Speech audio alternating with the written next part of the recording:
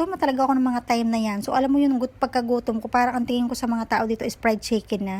Ayan na. So, bali una kong tinikman dito is yung burger nila. Sobrang sarap nito at napakamura lang nito. Ayan na. So, sobrang gutom ko nga at sobrang pagmamadali. Ayan. At sa ibabaw ng burger ko na ilagay yung ketchup.